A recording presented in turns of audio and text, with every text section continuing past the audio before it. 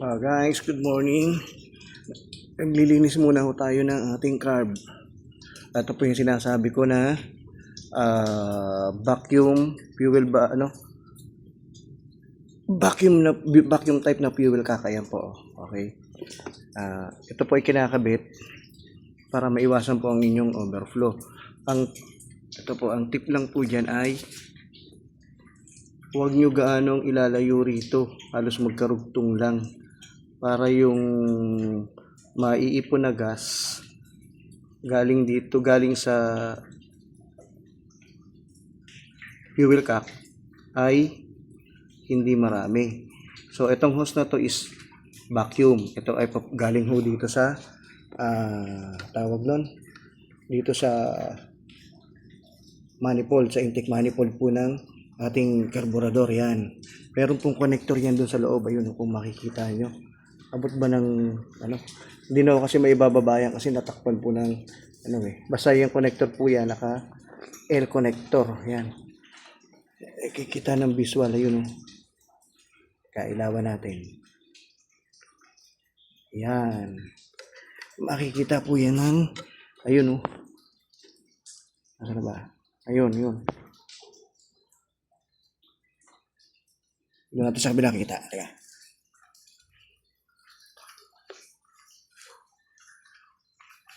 Ayan, ayun, ayan, Y po yan. Ito ay intake, pahigop. Tapos yung isa dudugtong mo papunta doon sa sa breather dito sa may tangke, sa may niya. Tapos yung isa papunta ng fuel cap na vacuum type. Ang dumi nga. Ugahan ko na lang mamaya ito ng fuel cap. Tapos dito pupunta sa kanyang karburador. Ito yung vacuum. Ayan. Dapat pala pinagpalit ko itong dalawa para hindi sa gaabal. Ayan dito sa dadaan. Ayun, okay. Okay. Ito kasi ay galing doon sa airbox. Ayan para breather niya. Tapos ito, maski naka-on, hindi tutulo ang gasolina niya kasi nakasarado rito sa diaphragm. May diaphragm yan na mag-o-open pagka umandar ang makina. So gusto niya testingin natin. Kasi nakalock na kasi ito kaya hindi ko na basta-basta matanggal. Pero yan ang trabaho lang yan. Okay? I-start po natin to dahil ako yung maglilinis ng karburador. Tatanggalin ho natin tong needle, karayom. Ayan okay, ilalabas po natin yan mahigpit.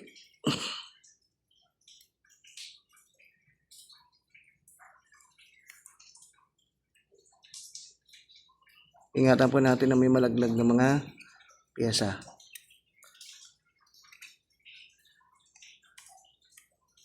Okay, kunin po natin. Okay, docs. May goma po yan sa loob, nandun, saka spring. So bugan lang ho natin ng carb cleaner. Ayan, ganyan lang po ako maglinis. Carb cleaner lang po yan. Ayan Tapos paandarin ho natin para maganda. Tigas. Ayan, hindi po yun naandar.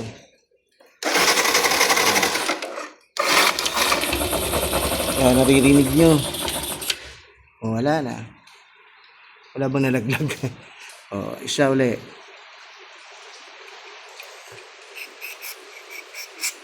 Ibig sabihin, may aandar po yan pagka wala kasing cellphone hold, wala kasing nag-hold ng cellphone Kaya so babalik na ho natin. Ito. Ayan, lakas ang ulan. Babalik ko natin yan. Maganda kasi.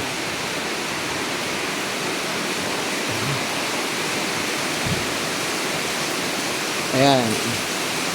Naandar po yan pero wala pong magandang minor. Magastos ka sa gas.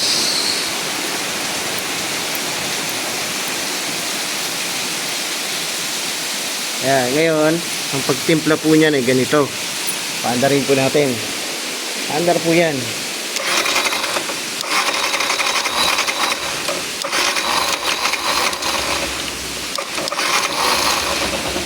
Ayan, dinig nyo, maandar.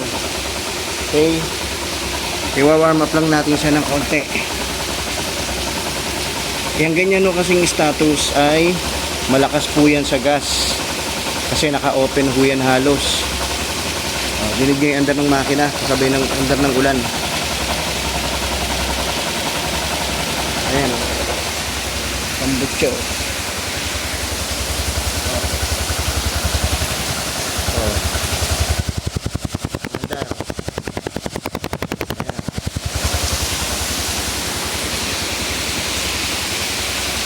Ang tamang pagtimpla po ng carb ay ganito.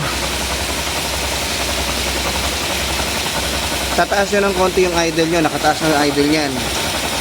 Isasagad nyo ho siya ng todo hanggang sa mamatay makina.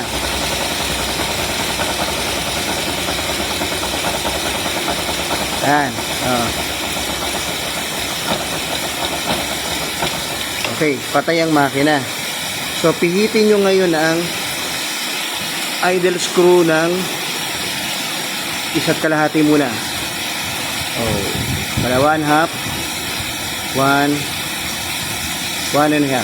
Start nyo ho ngayon.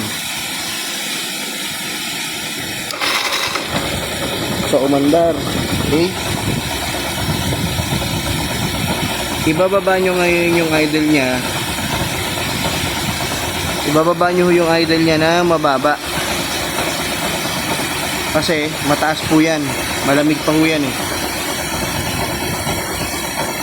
Titingnan nyo, pipihitin nyo yung accelerator kung maganda ang acceleration nyo.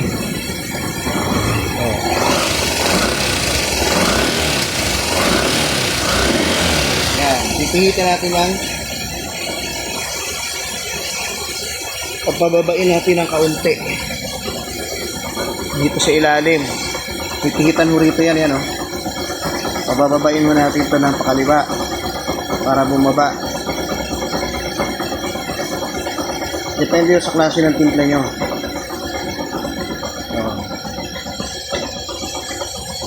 Yung tipong hindi naman ano.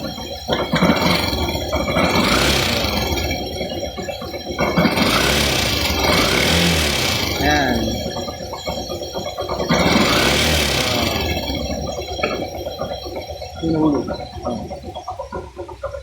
Yan ang timpla. 1.5. Pwede nyo panluwangan yan. Depende sa gusto ninyo. Pwede nyo gawing 2 or 2.5. Okay?